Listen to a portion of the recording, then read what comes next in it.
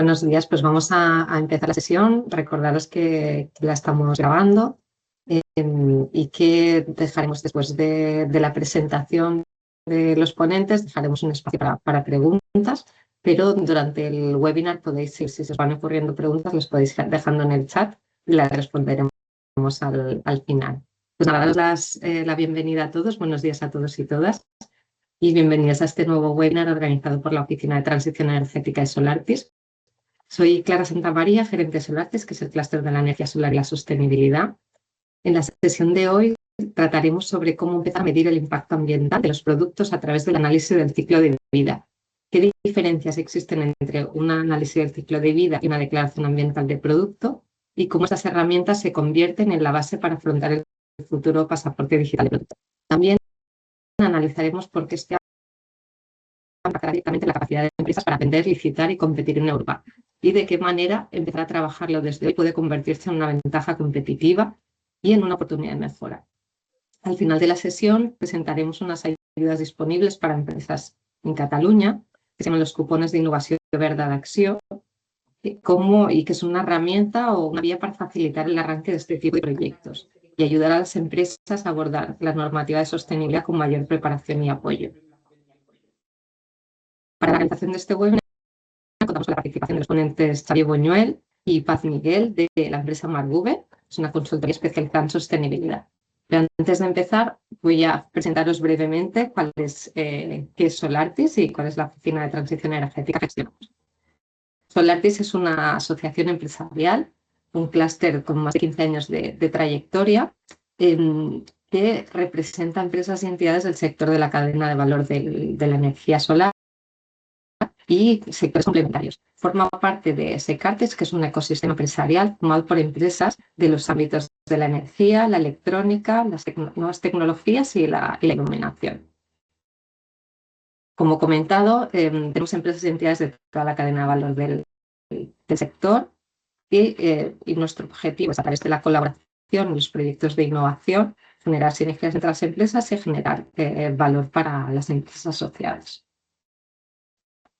Los servicios que ofrecemos son, por un lado, la generación de oportunidades de negocio para las empresas y entidades que forman parte, la promoción de proyectos de innovación colaborativa, la búsqueda de financiación para proyectos de innovación y sostenibilidad y también el apoyo a la internacionalización de las empresas que forman parte. Por otro lado, damos apoyo a la comunicación y visibilidad de las empresas asociadas y hacemos acciones de formación y capacitación, como puede ser este webinar, y eventos de networking. La Oficina de Transición Energética, como os he comentado, que organizamos a través de ella este webinar, es una iniciativa que iniciamos el año pasado gracias a la financiación del ICAEN, del Instituto Català de l'Energia, de la Generalitat de Cataluña, y el objetivo de esta oficina es acompañar a las empresas y organizaciones en implementar procesos de eficiencia energética en sus instalaciones, en sus empresas, proyectos de energías renovables y ayudarlas a participar en comunidades energéticas. Para ello lo que hacemos es hacer acciones de capacitación y formación y también conectamos estas necesidades que tienen las empresas con soluciones tecnológicas que les pueden ayudar, ¿no?, a conseguir estos objetivos.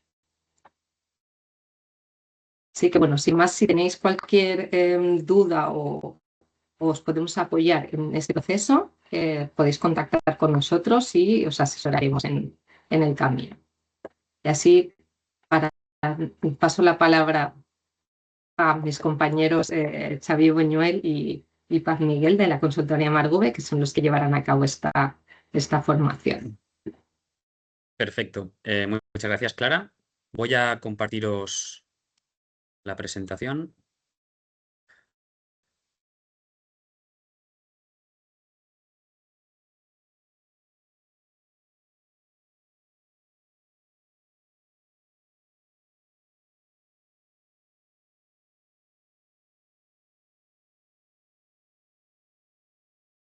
Vemos la...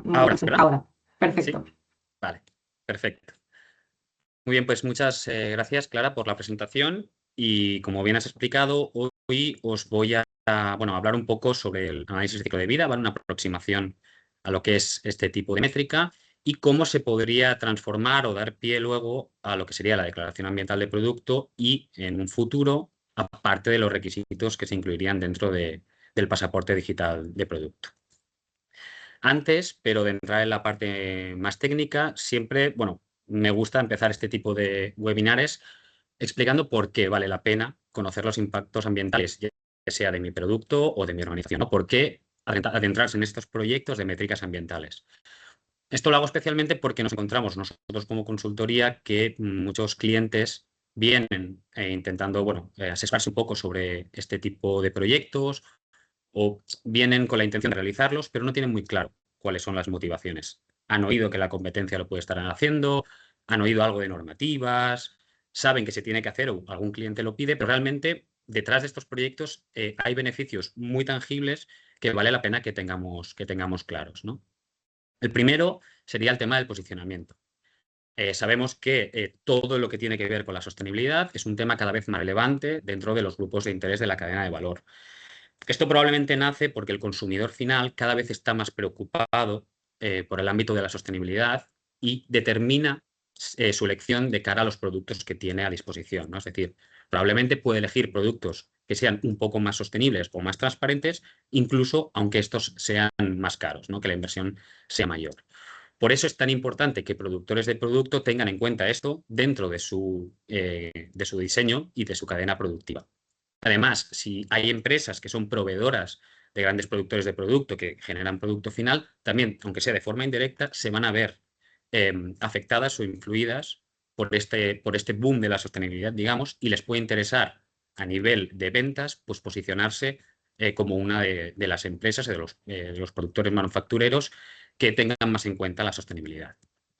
Por otro lado, también estamos viendo que las obligaciones normativas cada vez van aumentando en el sector, cada vez están más presentes, ¿no? Que cada vez hay nuevas regulaciones, salen nuevos decretos, nuevas leyes, desde Europa sobre todo, y esto, su origen viene desde la Agenda 2030 y el Pacto Verde Europeo, donde ya se empezaron a fijar objetivos en temas de sostenibilidad y transición energética, y poco a poco se han ido plasmando en normativas reales, tangibles, digamos. Nada más lejos que lo que vamos a hablar en un rato sobre el pasaporte digital de productos. Es verdad que todavía es una normativa bastante incipiente y bastante dinámica, digamos, aún no está del todo definida, pero es algo que evidentemente en algún momento va a llegar, ¿no? Entonces, ya sabemos que desde Europa se está moviendo muchísimo esto. A nivel estatal tenemos, por ejemplo, el año pasado salió el Real Decreto 215/2025 sobre huella de carbono de organización, pero también de producto, que obliga a las grandes empresas a calcular su huella, alcances 1 y 2, a tener un plan de reducción, registrarlo en Miteco y publicar, reportar esos datos de forma pública en sus redes, ¿no? Y a nivel de comunidad autónoma también, por ejemplo, nosotros en Euskadi tenemos la Ley de Transición Energética de Cambio Climático, cuyo, si no me equivoco, capítulo 33 marca que las empresas industriales de Euskadi van a tener que calcular su huella de carbono en los años venideros, ¿no? Entonces, bueno, todas estas obligaciones normativas están presentes y van a ir incrementándose. Por otro lado, también existen oportunidades comerciales derivadas de hacer este tipo de proyectos. Por ejemplo, acceder a financiación a través de licitaciones, sobre todo las empresas que están dedicadas a la construcción. Estamos viendo ese auge de pedir huellas de carbono, de pedir EPDs, ACVs, porque de cara a las licitaciones ganan puntos y les dan mayores opciones si tienen hechos estos proyectos. Por lo tanto, puede ser en otros sectores, pero en algunos, como los de la construcción, es algo que cada vez está más patente y que cada vez tiene más demanda. Por otro lado, ya a nivel más ético, digamos, a nivel más estrategia de empresa, pues hacer un proyecto de este tipo es una potencial mejora del comportamiento ambiental. Es decir, lo primero que tienes que hacer para mejorar en cualquier ámbito, pero en la sostenibilidad en concreto, es medir. Es el punto de partida inicial, ¿no? A partir de ahí, tú mides tus impactos, ya sea de tu producto, de tu organización o de tu actividad, y puedes diseñar pues, un plan de acción, un plan de descarbonización o incluso focalizarte en acciones de ecodiseño para mejorar y disminuir ese impacto que tiene tu producto. Y por último está el tema de las ayudas y el retorno económico que puede dar proyectos de este tipo. En cuanto a ayudas, luego mi compañera Paz ya os explicará en más profundidad las ventajas que nos dan los cupones Green, Pero bueno, decir que hay muchas más subvenciones en otras comunidades en España, como puede ser en Euskadi, como puede ser en Galicia, relacionadas con este tipo de proyectos. Y es algo que ahora mismo existe, pero en el momento en que todos estos proyectos ya sean obligaciones, es posible que estas ayudas dejen de existir, ¿no? Entonces, nosotros recomendamos desde Margove aprovecharlas ahora que existen, que hay facilidades y poder financiar parte de estos proyectos con estas subvenciones. Y en cuanto a retorno, tenemos un sistema que imagino que muchos de vosotros ya conoceréis, que es el sistema CAE, de certificados de ahorro energético, que si después de medir, pues ya sea con una CV, un EPD, lo que sea, decidís invertir en medidas de eficiencia energética, podéis recibir una contraprestación si vuestras medidas de eficiencia que habéis implementado encajan con las fichas estandarizadas dentro del sistema. Por lo tanto, como veis, hay muchas ayudas también económicas que a nivel económico y de retorno pues pueden ser muy interesantes para vuestra empresa. Ahora sí, ya una vez explicadas las motivaciones, vamos a entrar un poco más en la parte técnica y ver qué es el análisis de ciclo de vida, ¿no? El análisis de ciclo de vida es básicamente una herramienta que lo que mide es el impacto ambiental, ya puede ser de un producto, un proceso, un servicio o incluso de una organización a lo largo de su ciclo de vida o en algunas etapas seleccionadas, ¿vale? Se puede seleccionar todo un ciclo de vida, que sería lo que llamamos de la cuna a la cuna. Ahora os explicaré con más detalle lo que significa. O definir un sistema un poco más concreto, lo que sería una CV parcial, seleccionando las etapas que sean de nuestro interés. El objetivo es medir todos los impactos en cada una de las etapas de este ciclo de vida. Por lo tanto, lo primero que necesitamos es hacer ese diagrama de flujo, ese diagrama de proceso, donde tenemos en cuenta las etapas que nos interesan y que queremos incluir. En cada una de estas etapas vamos a tener en cuenta las entradas y las salidas para medir ese impacto. Para hacerlo un poco más ameno y más tangible, digamos, más visual, yo siempre pongo el ejemplo de lo que sería, imaginar, hacer un análisis de ciclo de vida de un teléfono móvil, ¿vale? A lo largo de su ciclo de vida. Pongamos de la cuna a la tumba. Se extraen las materias primas hasta que el móvil deja de funcionar. Pues bien, si hiciéramos una CV de estas características, primero tendríamos que determinar todas las etapas y empezaríamos en la primera, que es la obtención de materias primas. Pues bien, aquí tenemos que tener en cuenta todos los minerales, por ejemplo, que van a dar pie luego a fabricar la batería, ¿no? Pues el litio, el coltán, el níquel, lo que sea. Pues bien, todos los consumos que se requieran para obtener esos minerales y todos los residuos que se generen se tendrán que tener en cuenta en esta primera etapa. Ya no solo con la batería, con el resto de componentes también, lo mismo, con el vidrio pues, de la pantalla, con el plástico de la carcasa. Pues igual, hay que tener en cuenta todas las entradas y salidas y ver realmente cuáles son los impactos de la obtención de esas materias primas. Una vez tenemos las materias primas, estas tienen que ser transportadas a las distintas fábricas donde se van a fabricar realmente esos componentes. Pues bien, ese transporte, que ya se puede realizar terrestre vía camión o marítimo vía barco, tendrá unos impactos asociados que también habrá que tener en cuenta. Una vez esas materias primas han llegado a las fábricas, esas fábricas tendrán que ensamblar y fabricar esos componentes del teléfono móvil. Pues bien, ahí se volverán a tener consumo, se volverán a generar residuos y todo eso hay que contabilizarlo y los impactos derivados. Una vez ya tenemos todos los componentes, tenemos que transportarlo a la fábrica de la organización que quiere hacer el ACV de ese teléfono móvil, porque es en la fábrica donde se ensamblará ese producto. Pues bien, ese ensamblaje probablemente también necesita consumos energéticos, consumibles, va a generar residuos, embalajes. Pues bien, todos los impactos derivados de todo eso hay que tenerlos en cuenta en esa fase. Una vez el móvil ya está fabricado como tal, luego se tiene que distribuir aguas abajo, pues lo mismo. Ese transporte al cliente también se tiene que contabilizar. Y ya entraríamos en lo que sería la fase de uso. En la fase de uso hay que tener en cuenta pues, la vida útil de ese producto y el consumo que tendrá pues, durante toda esa vida útil, que normalmente, pues, por ejemplo, al ser un dispositivo electrónico, probablemente pues, se le atribuirán unas horas específicas y un consumo kilovatios hora por cada hora de uso. Por lo tanto, de forma teórica, evidentemente, porque no podemos conocer el uso que le dará cada uno de los clientes a los que le vendemos teléfonos, pero sí, de forma teórica, pues podemos sacar los impactos derivados de esa fase de uso. Y ya finalmente, cuando ese móvil deje de poderse utilizar porque ya ha llegado al final de su vida útil, habrá que tratarlo, habrá que gestionarlo como residuo y por lo tanto tendremos que tener en cuenta todos los consumos y todos los impactos derivados de tratar ese dispositivo electrónico, ese RAE, lo que sea, al final de su vida útil. Pues bien, todo esto se hace en base a dos normas, que son la ISO 14040 y la ISO 14044, ¿vale? Cualquier ACV tiene que seguir los requisitos indicados en estas dos normas. Pero el ACV en realidad puede dar paso a otras métricas que también puede ser interesante. Es decir, el ACV puede ser la base de otras métricas que pueden ser más interesantes para lo que quiere la organización en este caso.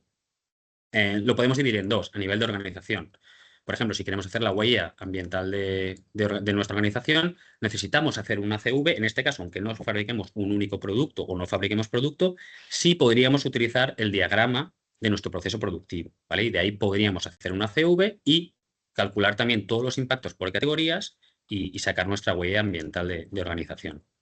De hecho, ahora la nueva ISO 14001, que se ha publicado este año, ya incluye la perspectiva de ciclo de vida y de hecho obliga a generar el sistema de gestión, a implantarlo con esta perspectiva y por lo tanto la identificación de los aspectos ambientales o los objetivos tiene que estar basados en este enfoque de ciclo de vida. Es decir, este diagrama de proceso de la empresa se tiene que hacer sí o sí con la nueva 14001. Luego, en la parte de huella de carbono en organización, podríamos pensar que también se podría utilizar este análisis de ciclo de vida, pero realmente tiene una normativa propia, que es la 14064 o en su defecto GHG Protocol, que a mi parecer entiendo que por facilitar también la ejecución del proyecto para las empresas y hacerlo más atractivo, bueno, en lugar de un análisis de ciclo de vida, se hace por alcances o por categorías, que quizás es algo más sencillo y es una aproximación más fácil para que las empresas se inicien en el camino de la sostenibilidad, ¿no? Pero podría ser aplicable. Al final, la huella de carbono de organización no deja de ser una huella ambiental que lo que está reportando es de todas las categorías de impacto, solo lo que afecta al cambio climático. Si lo miramos a nivel de producto, tendríamos un poco lo mismo. Una huella ambiental de producto no deja de ser una CV, básicamente, por lo tanto, sería exactamente lo mismo. La declaración ambiental de producto, que luego hablaremos con detalle un poco más de los requisitos y las especificaciones, sí que es un poco más compleja, sí que ya a nivel normativo tiene una reglamentación un poco más específica con unos requisitos técnicos más concretos, pero sí o sí hay que hacer ese inventario de análisis de ciclo de vida porque sigue siendo la base de este proyecto. Y con la huella de carbono de producto, pues pasaría como organización, sería como una huella ambiental, pero en este caso solo reportando la parte de cambio climático. ¿Qué etapas tenemos en un análisis de ciclo de vida? Bueno, hay distintas formas de agruparlo, ¿vale? Pero bueno, en este caso lo hemos hecho así, lo hemos agrupado en 3 etapas. Y la primera sería la definición de objetivos y alcance. Esto normalmente, por nuestra metodología, lo acostumbramos a tratar en una reunión inicial, porque esta parte es bastante importante, ¿vale? En esto se fundamenta todo el ACV posterior que vamos a generar. Lo que necesitamos saber es, por ejemplo, las motivaciones de la empresa para realizar ese ACV. No es lo mismo que queramos hacer un análisis de ciclo de vida porque posteriormente tenemos que hacer una EPD porque un requisito de un cliente o demás, que porque por motivación propia queramos conocer nuestros impactos y queramos ir introduciendo poco a poco el ecodiseño en nuestro proceso productivo, porque los requisitos van a ser distintos. Si yo hago un análisis de ciclo de vida por motivación propia, llamémosle así, hay mucha más flexibilidad, tanto la definición de los límites del sistema, la unidad funcional que puedo escoger, las reglas de corte, las inclusiones y exclusiones.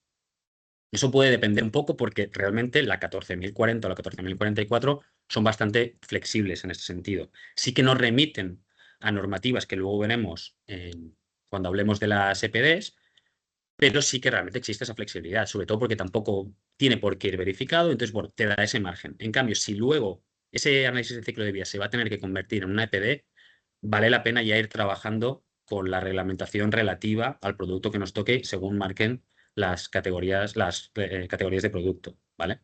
Entonces, en esta parte es bastante importante para determinar el alcance y ver exactamente cómo vamos a estructurar ese análisis de ciclo de vida. Una vez todo esto lo tenemos definido, viene la parte de recopilación de datos y preparación del inventario ACV, ¿vale? Aquí es donde la empresa que quiera realizar esa ACV tiene que participar de forma activa y tiene que aportar todos los datos necesarios para que la consultora, en este caso, por ejemplo, MargoV, pues pueda realizar ese inventario. ¿Qué necesitamos? Pues, por ejemplo, en los primeros módulos, en las primeras fases del ciclo de vida, pues todo lo relativo a materias primas. Necesitaríamos pues, todo lo que compra la empresa en peso, sobre todo, y dividido en componentes, ¿vale? Necesitamos saber exactamente cuáles son los componentes que forman esa materia prima para poder justificarlo luego y hacer ese porcentaje en peso. Necesitamos saber el transporte de esas materias primas, de dónde viene, saber exactamente qué proveedores nos suministran qué materias primas.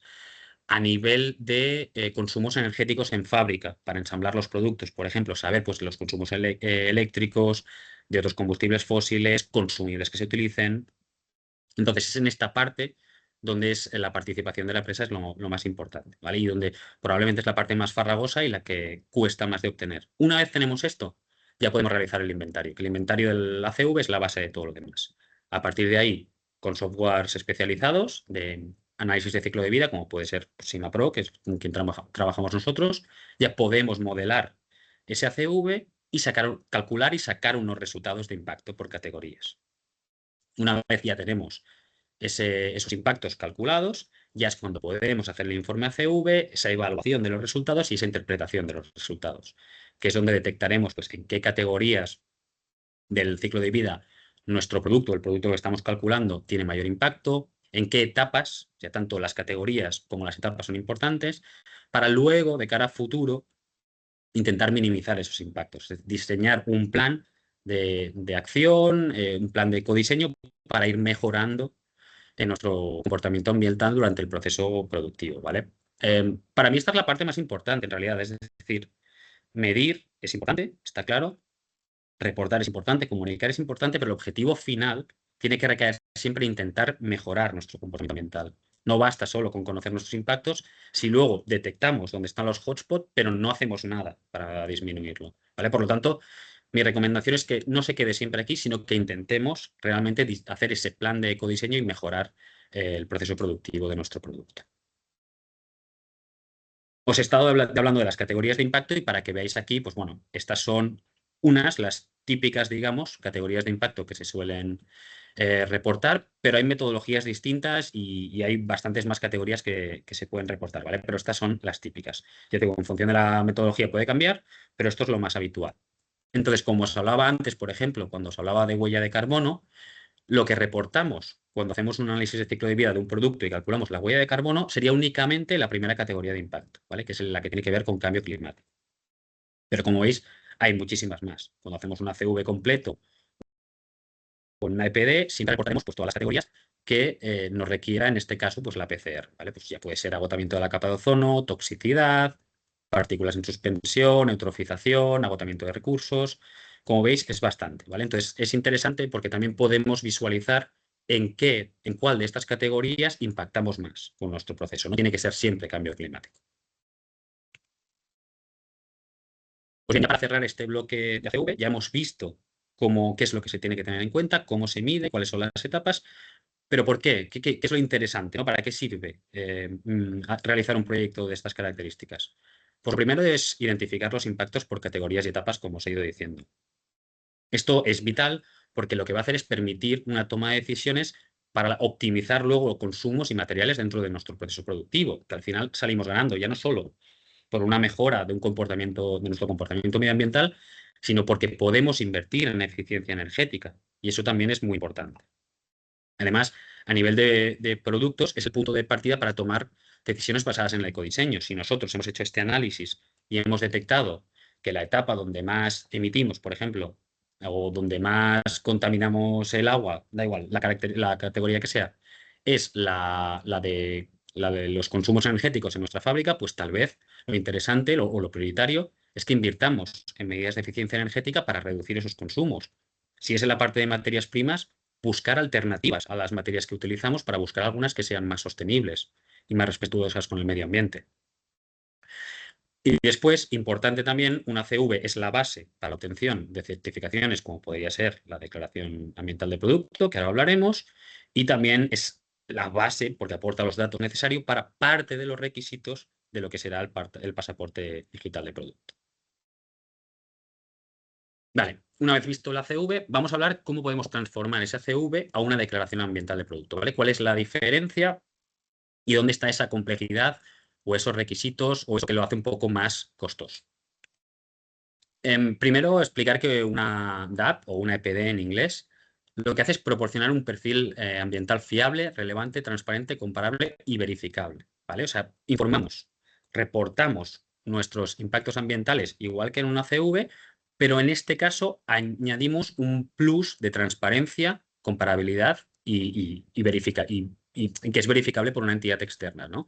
Entonces, ¿por qué están ganando tanto peso las DAP últimamente? Primero, por eso, porque permiten evaluar los impactos de forma objetiva. Es decir, cuando yo hago una CV, si no tengo una tercera parte independiente que me verifique, realmente no puedo demostrar que ese proyecto está bien hecho. Me puedo basar en las normas 14.040 y 44, correcto, o en la PCR que sea, pero sí que es verdad que de cara a reportar luego, o si por ejemplo quiero entrar en EcoVadis o, no sé, quiero hacerlo de una forma más robusta, sin esa verificación externa, sin esa EPD, realmente pierde un poco de valor, ¿vale? Después, de cara a consumidor final, sí que es cierto que facilita las decisiones. Consumidor final o cliente si somos un proveedor intermedio, porque permite esa comparabilidad. Si yo hago una CV de un producto, como puede ser un teléfono móvil, y mi competidor también, pero no tenemos esas referencias de qué normativa exacta hemos seguido, qué requisitos hemos incluido, por qué unas etapas del ciclo de vida y otras no, y luego presentamos los resultados, son incomparables. En cambio, si utilizamos este sistema y reportamos y lo subimos a Environdec, por ejemplo, nos aseguramos que ambos productos, ambos CVs, van a ser totalmente comparables y entonces el consumidor final ahí sí que va a poder decidir cuál es el producto que más le conviene. Por otro lado, también evitamos el greenwashing. En el momento en que ya entramos dentro del sistema EPD, ya estamos certificando que nuestro estudio está hecho basando en las normas de la PCR y en los requisitos de las EPD. Y por último, pues son la base para requisitos regulatorios dentro de la cadena de valor, como podría ser, como os decía, en EcoVadis, por ejemplo. No es lo mismo en EcoVadis indicar que yo he hecho una CV de un producto y subir un informe no verificado que subir una EPD. Evidentemente da más puntos. Y para el pasaporte digital de producto va a ser un poco lo mismo. No valdrá lo mismo aportar una CV que subir una EPD, ¿vale?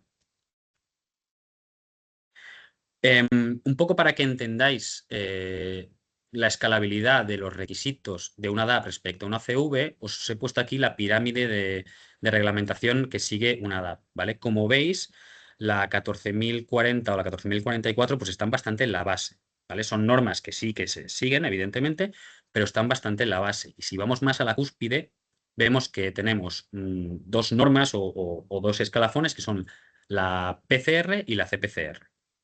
Estas son las reglas de categoría de producto o producto category rule en inglés, ¿vale? Que son las que marcan realmente los requisitos que vamos a tener que incluir tanto en el informe ACV como luego en la DAP, ¿vale? Que tendremos que subir a Environdec. Pero claro, hay varias reglas de categorías de producto y luego CPCRs, que las CPCRs son todavía más concretas que las PCRs, ¿vale? ¿Cómo sabemos cuál es la PCR que nosotros tenemos que utilizar? Pues para ello lo que tenemos que hacer es determinar cuál es el código CPC de nuestro producto. Esto es un listado que es público, lo podéis encontrar en varios sitios y no es más que un código de 4 dígitos donde, digamos, están agrupadas o determinadas pues, prácticamente todos los productos que se comercializan hoy en día, ¿vale? Entonces, lo único que tienes que hacer es ir buscando y encontrar cuál es el código realmente que mejor se adapta a tu producto. Una vez tengas el código detectado, ya puedes ir a Environdec y buscar o directamente a las PCRs y buscar cuál es el código, cuál es la PCR que más se ajusta al código del producto con el que estás trabajando.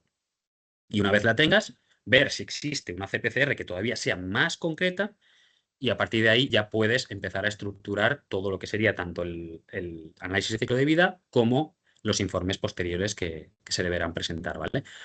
Esta parte es súper importante porque una mala elección de un código CPC o una mala elección de una PCR puede suponer que en la fase de verificación se tumbe el proyecto, ¿vale? Es decir, lo que es el informe ACV es verdad que es transversal a todas las normas, da igual la PCR, pero sí que los requisitos concretos incluso los módulos o las etapas del ciclo de vida que se seleccionen sí que pueden estar muy determinadas por la PCR. Por lo tanto, es muy importante que esto quede claro desde el principio.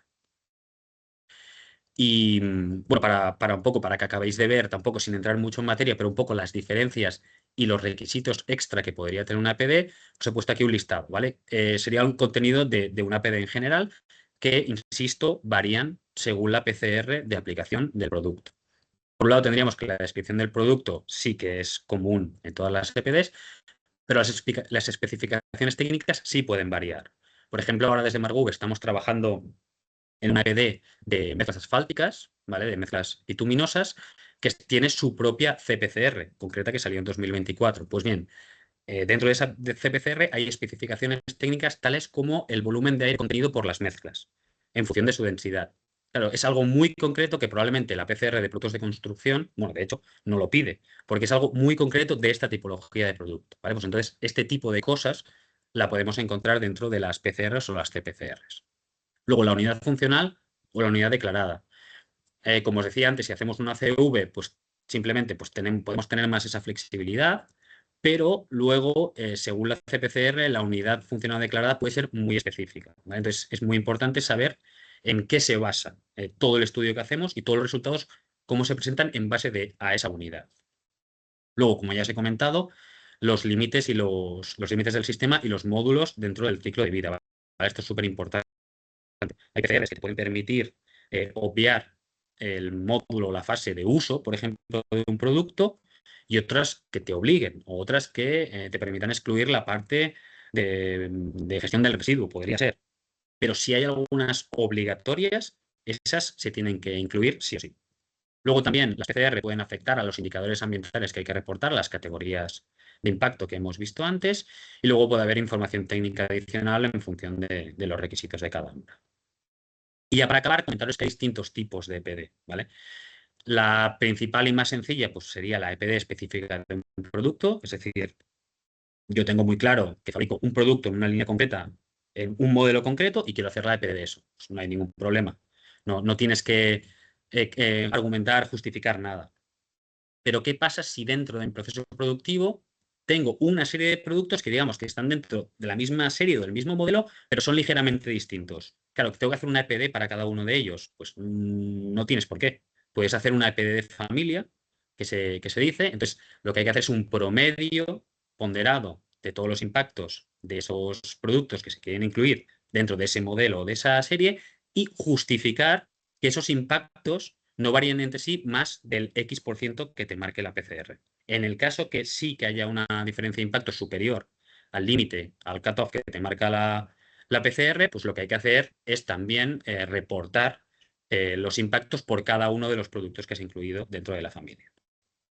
Y ya por último existiría la EPD sectorial, digamos, que esto es muy útil, sobre todo, por ejemplo, en construcción se utiliza muchísimo, que para que las empresas pequeñas no tengan que estar calculando el EPD de sus productos, por ejemplo, hay EPD sectoriales para el cemento, ¿vale? Entonces, la Asociación de Constructores de España, de donde sea, ha hecho una EPD para todo el cemento que se utiliza en España y, por tanto, las constructoras pueden recurrir a esas EPDs para saber los impactos derivados de ese cemento que están utilizando.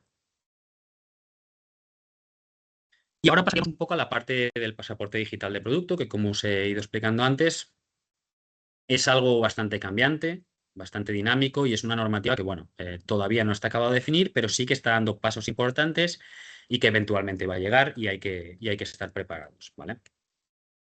El pasaporte digital de producto, al final, es un perfil digital que recopila información detallada por el análisis de ciclo de vida de un producto y en su cadena de suministro, ¿vale? Al final no deja de ser un código QR digitalizado que lo que permite es acceder a toda la información relativa del producto que se quiere comprar, tanto a nivel de fabricación, durante su vida útil, de los impactos ambientales, a nivel de reparabilidad, ¿vale?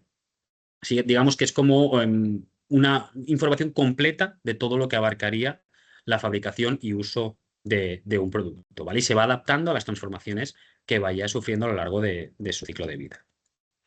¿Cuáles son los objetivos principales del pasaporte digital del producto? Lo primero, mejorar la transparencia. Es decir, que el consumidor final tenga acceso a toda esa información, que no haya posibilidad de greenwashing, que no haya posibilidad de publicidad engañosa, ¿vale? Que tengamos acceso a toda esa información.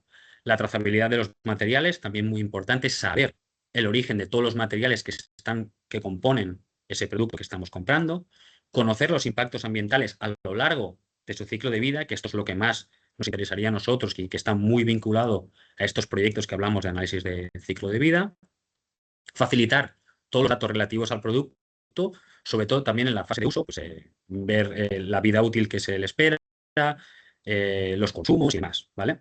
Conocer los derechos de mantenimiento y reparación. Esto también es algo que debería ser focal, ¿vale? Lo más importante, que es que hacer los productos más sostenibles se basa en eso también. Si tenemos capacidad de dar un mantenimiento y de exigir a nuestro proveedor derechos de reparación, pues es muy importante poder utilizarlo y así generar siempre menos residuos y disminuir la producción de los productos alargando su vida útil, ¿vale? Que esto sería quizá de lo más importante. Como os decía, tiene el mismo enfoque de análisis de ciclo de vida, ¿vale? Digamos, parte desde los recursos que utilizamos para fabricar todos los componentes que van a dar lugar al producto, luego todas las fases que tienen que ver con la fabricación, esa trazabilidad de cómo se ha fabricado, por dónde ha pasado, qué consumos ha tenido. Después, en la etapa de consumo y uso, ver también, pues eso, reducir falsificaciones y ver que se puede ampliar la vida útil de ese producto, tener también en consideración los residuos que se van a generar por utilizar ese producto y finalmente pues la etapa de reciclaje y de reacondicionamiento si es posible, ¿vale? Aquí tenemos un poco cuáles serían los datos de momento que más o menos incluirá este pasaporte digital de producto a priori, ¿no? Pues tendríamos diferentes bloques. Por ejemplo, a nivel de identificación, tener muy claro el número de serie y la identificación tanto del fabricante como de la fábrica donde se ha realizado y las fábricas intermedias también, o sea, todo el proceso que ha seguido hasta llegar al punto de venta. A nivel de circularidad, pues tener instrucciones de reparación y reciclado, saber el contenido de materiales reciclables que tiene, los datos de rendimiento y vida útil, esto bastante importante, el día de mantenimiento, el estado. A nivel de sostenibilidad, que es lo que nos ocupa un poco hoy, habrá que reportar impactos sobre todo en términos de huella de carbono, ¿vale? Que hemos visto cambio climático y consumos de agua. También el tema de consumos energéticos será muy importante, los materiales con los que se ha fabricado y el origen de estos materiales, a nivel de ecodiseño que se ha seguido y si este producto dispone de sellos de sostenibilidad. Luego habrá otras informaciones como manuales de usuario, planes de diseño y demás, y también un seguimiento de cumplimiento normativo que tendrá ese producto. Vale, y ahora un poco a nivel de calendario, explicaros cómo estamos actualmente, ¿no? Todo esto en realidad nace en 2024 con la publicación del reglamento de ecodiseño para productos sostenibles y se empieza a trabajar con los primeros planes de trabajo, los primeros grupos de trabajo en 2025. Sí que se ha retrasado un poco, pero bueno, actualmente en 2026 está la elaboración de normas técnicas y específicas y actos delegados ya se está llevando a cabo. Por ejemplo, se han publicado hace poco los borradores del hierro y el acero y se espera que progresivamente pues, vayan apareciendo más. La previsión era que en 2027 se pudiese implementar ya el DBP o el PDP para productos que sean de sectores prioritarios. La verdad, bueno, ya veremos si esto se puede aplicar y que de forma progresiva hasta 2029 todos los sectores prioritarios ya tengan implementado ese DPP. Y a partir de 2030 la previsión era que ya se pudiese extender a sectores que fuesen menos prioritarios. Cuando hablamos de sectores prioritarios hablamos de esto, ¿vale? Que de los que están incluidos sobre todo en los planes de trabajo que se publicaron en abril del 25. Los más prioritarios que tenemos son pilas y baterías y construcción. Estos van aparte de los planes de trabajo porque anteriormente ya tenían un reglamento que ya trataba esta parte de ecodiseño y demás, y si están trabajando basándose en este reglamento, ¿vale? Como veis, los hitos previstos, pues bueno, van un poco más tarde, pero al final van a ser los primeros sectores que se vean afectados por el DPP. Por lo tanto, si alguno de vuestros productos está dentro de la cadena de valor de pilas y baterías o construcción, que sepáis que probablemente os va a afectar antes que a los demás.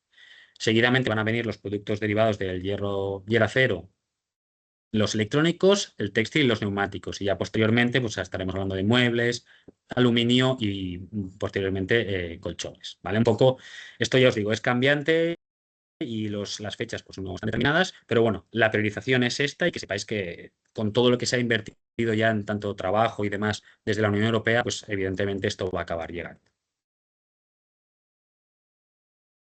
Pues bien, ¿por dónde empezamos a trabajar el DPP si realmente vemos que no podemos estar afectados por estar participando dentro de sectores prioritarios? En el contexto actual sí que somos conscientes de que existe una incertidumbre normativa, ¿vale? Sí que vemos lo que os decía, que los sectores prioritarios tarde o temprano van a llegar, pero es verdad que no se acaba de consolidar, ¿no? Pero bueno, sabemos que en algún momento va a llegar y yo recomendaría ir preparándoos para lo que puede venir, porque vemos, por ejemplo, que sí que hay avances reales, ¿no? Este borrador que os decía en el hierro y el acero ya existe y se publicará en breve, por lo tanto, yo no esperaría que esto fuese obligatorio. Además, disponemos de subvenciones, como lo que luego explicará mi compañera Paz, como puede ser cupons, pero hay otras más.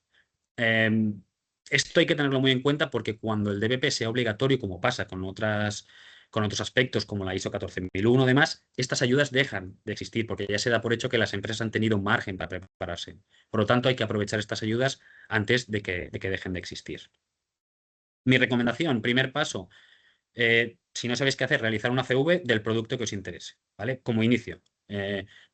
Os planteáis cómo puede ser el proyecto, podéis solicitar cupons o podéis hacerlo a vuestra manera, pero empezar a trabajar un poco en cómo sería la CV de vuestro proyecto, de vuestro producto prioritario, ¿vale? Conoceréis así también los impactos ambientales derivados de la producción de este producto y podréis detectar mejoras, que al final, como os decía antes, es el objetivo. Si esto va ligado a, por ejemplo, una inversión en eficiencia energética, pues podéis acabar reduciendo costes. Por lo tanto, yo creo que esto puede ser interesante y puede ser un win-win, ¿vale? Y siguiente paso, si hacéis esa CV y el mercado os lo va exigiendo, clientes o por competencia os parece interesante, pues ya podéis desarrollar esa DAP verificada y empezar a comunicarlo, ¿vale? Y a reportar estos datos de una forma pues, más robusta. Vale, y ahora para acabar os voy a explicar un par de casos reales para que podáis entender un poco la magnitud, las motivaciones de clientes reales de por qué han hecho esas DAP y cuáles son un poco los resultados, ¿vale? El primer caso que os voy a presentar es una declaración ambiental de producto para un dispositivo electrónico de control inteligente, ¿vale? Que está destinado a optimizar el consumo energético en edificios, ¿vale? En domótica.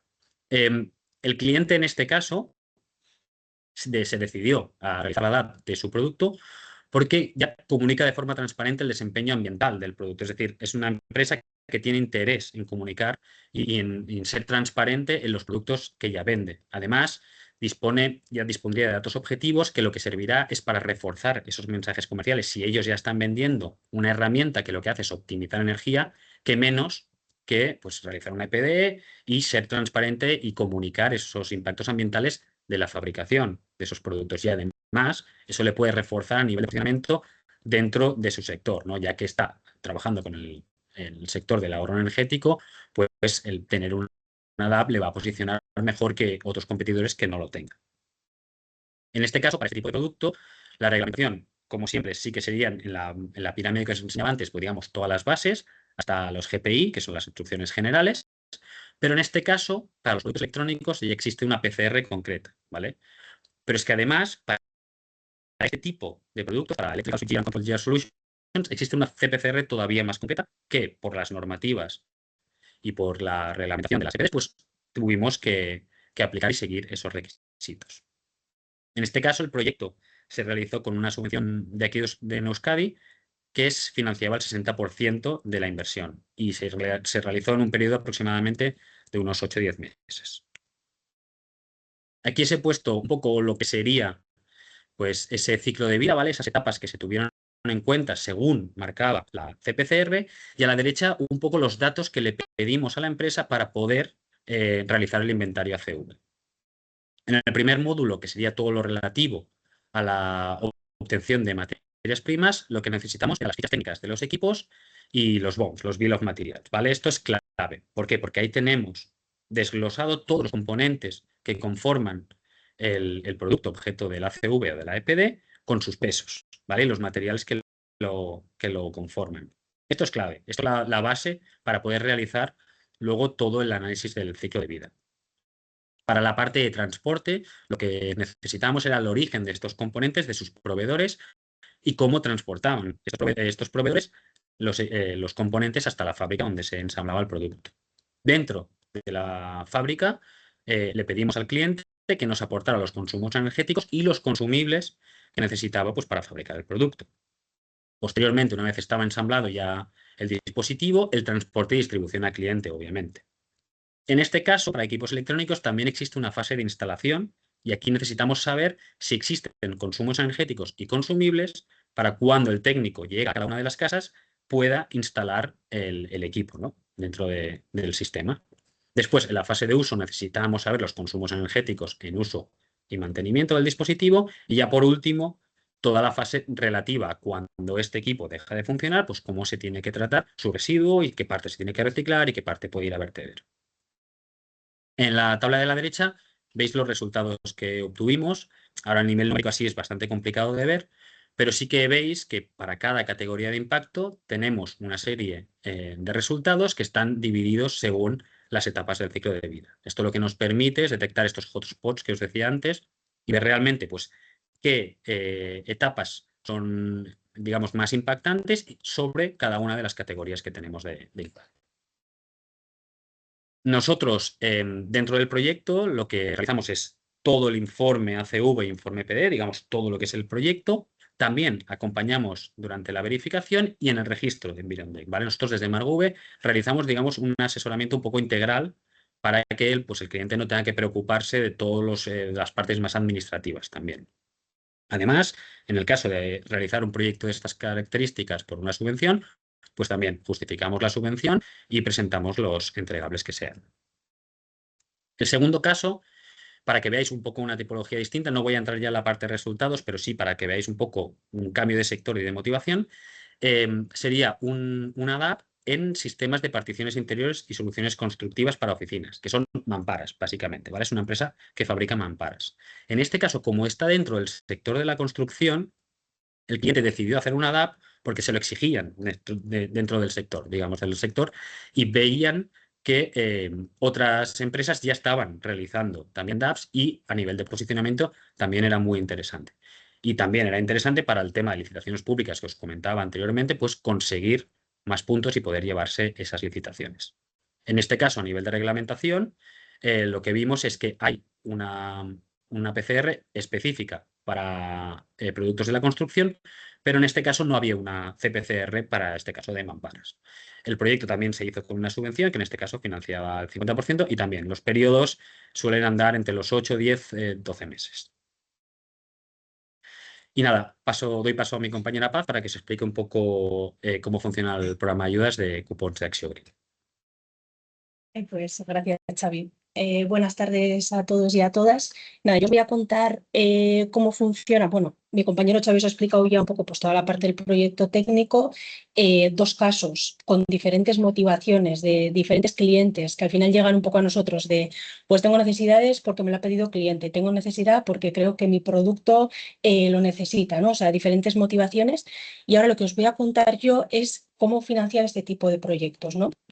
Porque es cierto que nosotros en MarGube trabajamos principalmente con pymes, tenemos pocos clientes que sean grandes empresas, entonces nos ha surgido siempre esta necesidad, ¿no? De momento no estoy obligado, pero ya tengo una cadena de valor que me lo está exigiendo, no estoy obligado, quiero decir, por normativa, pero ya tienes como inputs que te están diciendo tengo que abordar esto en mi empresa y no tengo los suficientes recursos, ¿no? Igual personales, pues necesito una consultoría que me ayude.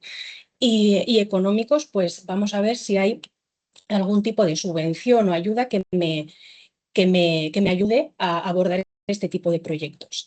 Nosotros en MarGube trabajamos con diferentes subvenciones a nivel estatal, pero sobre todo los programas que más conocemos son pues, algunos catalanes, como este de Cupons Acció, y varios en Euskadi. ¿Vale? Mi compañero Xavi, en los casos prácticos que os ha puesto, abajo ponía que estaban al 60-50% subvencionados.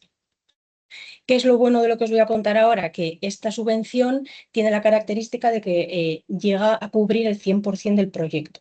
Es decir, que os dan hasta 8.000 euros para que podáis hacer, por ejemplo, un análisis de ciclo de vida. Entonces, esto, por ejemplo, en Euskadi no sucede, ¿no? Nos subvencionan hasta el 70%, pero nunca el 100%. y creemos que es una oportunidad pues bastante buena para empezar, sobre todo por todo lo que os hemos contado, ¿no? De todavía no tengo obligación, pero quizás es bueno aprovechar este tipo de ayudas que me impulsan y que hacerlo antes que pues se acabe, ¿no? Luego, en la siguiente diapositiva os voy a contar el tema de los requisitos, que esta subvención ha cambiado un poco. Nosotros llevamos ya 5 años trabajándola y antes aplicaba a unos sectores mucho más amplios que ahora. Esto está un poco relacionado con lo que os comentaba Xavi, ¿no? De la administración al final pues va viendo que hay diferentes sectores, como puede ser el de la construcción, que a nivel reglamento están súper avanzados a nivel normativa, ya han tenido muchas subvenciones para trabajar, entonces pues esos sectores ya les desaparecen un poco de estas subvenciones. Es un poco lo que va a suceder con el resto. Entonces, ahora eso os lo cuento ahora en la siguiente diapositiva. Vale, en cuanto al nombre, esta subvención del año pasado se llamaba Cupón Saxio Green, este año es de Innovación Verde. Básicamente, quitándolo de los sectores, es muy parecida, siguen subvencionando el 100%, dan hasta 8.000 euros y la fecha de apertura es el día 15, que es el viernes que viene. Una característica de la subvención es que tienes que solicitar, o sea, se te la conceden por orden cronológico, es decir, cuanto antes la solicitas, mejor, más posibilidades tienes de que te la otorguen. Y además tiene un plazo muy amplio de solicitud. La abren el 15 de mayo y está abierta más o menos hasta finales de septiembre, octubre, dependiendo del año. Todavía no han dicho hasta cuándo. Pero, por ejemplo, nosotros el año pasado, empresas que solicitaron en septiembre, pues ya desde Axo ya nos fueron avisando de que el presupuesto se estaba acabando. Entonces, antes de meternos en verano, es mejor solicitarla, que al final la solicitud es bastante sencilla y nosotros os acompañamos, como os ha dicho Xavi. Es mejor solicitarla antes del verano, ¿vale? Ya lo dejáis hecho y a partir de octubre, noviembre, diciembre nos van diciendo qué empresas son beneficiarias de la subvención. Luego, en cuanto a los proyectos que son subvencionables, aparte del ACV, del análisis de ciclo de vida, que entraría dentro, son como 3 categorías. La primera son diagnósticos ambientales, ahí entraría el análisis de ciclo de vida que comentaba Xavi, que iría acompañado siempre de un plan de acción para la mitigación y adaptación del cambio climático. Esto es una obligación de la subvención. Para poder justificarlo, todos los proyectos, ya sea un cálculo de huella de carbono de organización, de producto, análisis de ciclo de vida, una estrategia de sostenibilidad, cualquiera siempre tiene que ir con un plan de acción, ¿vale? Entonces, siempre se desarrollarán los proyectos con este plan. Vale, luego los siguientes proyectos que en Margube también los trabajamos, pues si os interesara, si no os interesa tanto el análisis de ciclo de vida, pero sí que detectáis como prioridad en vuestra empresa hacer una estrategia de sostenibilidad en base, por ejemplo, a la normativa CSRD, ¿no? Que sonará, pues también entran dentro de esta subvención y también os la subvencionarían al 100%, ¿vale? Y luego también han añadido este año, que bueno, ya estaba el año pasado, pero lo han destacado, un diagnóstico de adaptación al cambio climático. Que esto tiene que ver más con aspectos más concretos y menos estratégicos, ¿vale? Luego, en cuanto a requisitos, que es lo que os comentaba, los requisitos no son muy estrictos quitando los sectores. Es decir, aplica a pymes industriales con más de 10 trabajadores hasta 250 trabajadores. Tenéis que tener vuestro establecimiento operativo en Cataluña. Y luego el IAE. En vez de regularse por CENAE, como sucede en otras subvenciones, es por IAE en este caso. Y aplica a estos sectores. Vale, energía y agua, extracción y transformación de minerales no energéticos y productos derivados, industrias transformadoras de los metales y mecánica de precisión y otras industrias manufactureras. Aquí lo que os recomiendo es que si tenéis dudas de en qué IAE estáis, ¿no? Como empresa, que consultéis a administración de vuestra empresa y luego que nos consultéis a nosotros, ¿vale? Para poder pues, hablar con vosotros y ver si encajáis. Y si no encajáis, pues ver otra subvención que igual en la que podáis encajar, ¿vale? Entonces, ahí siempre consultar ante la duda, ¿vale? Y luego, ya por último, ¿cómo trabajamos nosotros? Yo creo que Xavi os lo ha ido diciendo a lo largo de toda la presentación, pero realmente os acompañamos de forma integral. Es decir, nosotros a partir de ya y sobre todo a partir del 15 vamos a estar preparando las memorias de cada uno de los clientes que quieran solicitar la subvención. Nosotros os ayudamos a preparar la documentación administrativa y os hacemos hacemos la documentación técnica, ¿vale? Hay que hacer una memoria para solicitar el cupón y os asesoramos en la parte administrativa. Luego hacemos el proyecto como consultoría especializada. Sí que aquí destacar que necesitaremos de vosotros, en la reunión inicial que os comentaba Xavi, sí que necesitaríamos de vosotros pues que estéis en la reunión y que establezcamos un plan de trabajo común para que nos proporcionéis esos datos para nosotros poder seguir trabajando técnicamente en horas de oficina, ¿vale? O sea, ahí sí que habrá una pequeña implicación vuestra, pero el resto estará externalizado a la consultora, ¿no? Y luego, por último, os ayudaremos en la justificación. La justificación de estos, bueno, el inicio de estos proyectos será cuando os resuelvan la subvención. Apenas que algún cliente nos diga, oye, necesito empezar ya, pues podríamos adaptarnos, pero lo normal que nos soléis decir es que preferís saber pues si Axio os ha dado la subvención, que más o menos nos lo dirá a final de año, y entonces una vez tenéis la luz verde de Axio, pues empezamos a trabajar más o menos en diciembre, enero del año que viene. Y tendríamos hasta julio, es este año, del año que viene, o sea, tendríamos ahí como 7, 8 meses para trabajar todo el proyecto, que es tiempo suficiente para que vosotros nos deis la información y nosotros trabajemos y os lo presentemos y lo justifiquemos. Vale, luego comentaros que el tema del análisis de ciclo de vida estaría 100% subvencionado, como os he dicho en la anterior diapositiva.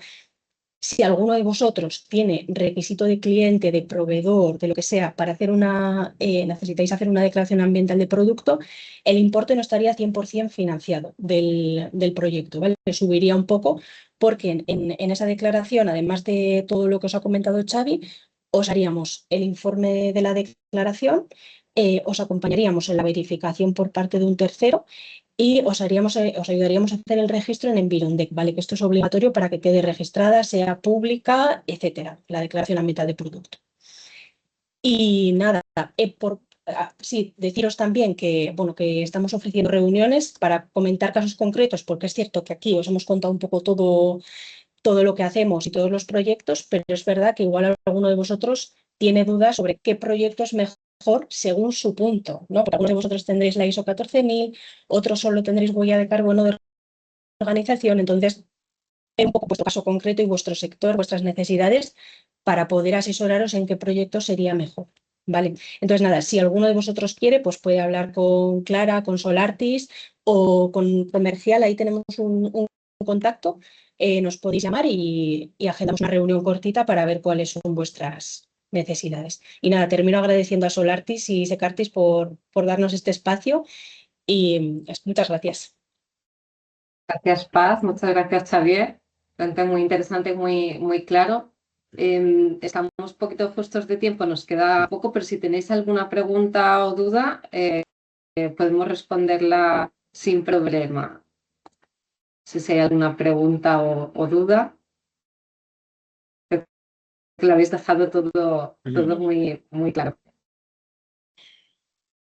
Yo solamente tenía una pregunta para acabar, que creo que ya lo habéis explicado más o menos, pero un poco para clarificar. Por ejemplo, si una empresa pyme, ¿no? Empresa pequeña, que nunca, o sea, que no ha medido el impacto ambiental de sus productos, ¿cuál sería, o sea, qué es lo que recomendaríais vosotros empezar? ¿Empezar por un análisis de ciclo de vida, una huella de carbono, por ejemplo, del producto, o directamente ya preparar una declaración ambiental de producto?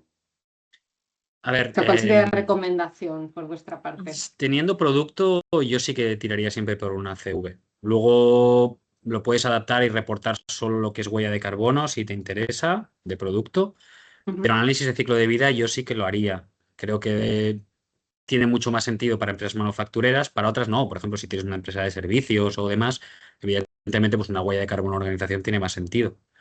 Pero si son manufactureras, yo creo que le van a sacar muchísimo más rentabilidad hacer una CV y ya en un futuro ver cómo se pueden ampliar ese tipo de proyectos y que encajen tiene con las normativas que vayan surgiendo. Sí. Sí, y quizás por añadir, o sea, nosotros a veces tenemos algunas empresas que son pymes que igual venden internacionalmente, ¿no? En norte de Europa, por ejemplo, y algún cliente, ahora se me viene a la cabeza un cliente que justo estamos haciendo con ellos también en una EPD, que se lo requieren. Entonces, si te lo está requiriendo tu mercado, si has vigilado tu competencia y ves que están haciendo declaraciones ambientales de producto, quizás sí que dar el salto a eso.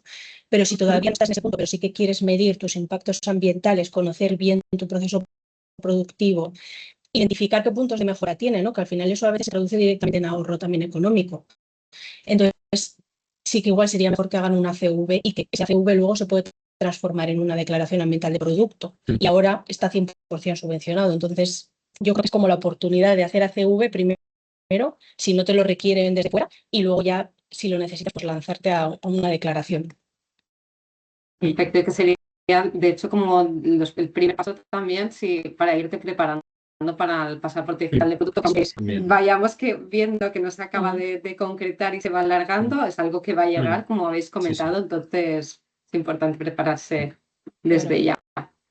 Totalmente. Muy bien, pues nada, agradeceros, muchas gracias, Xavi y Paz, por vuestra presentación. Enviaremos la presentación a todos y el vídeo también de la sesión. Y nada, nos vemos en el próximo webinar. Para cualquier duda o aclaración o asesoramiento que necesitéis en relación a esto, pues como ha comentado Paz, nos podéis contactar a nosotros, a Solartis o a los compañeros que han dejado también el contacto de Marv. Muchas gracias. Gracias. Hasta luego. Hasta luego. Gracias a todos.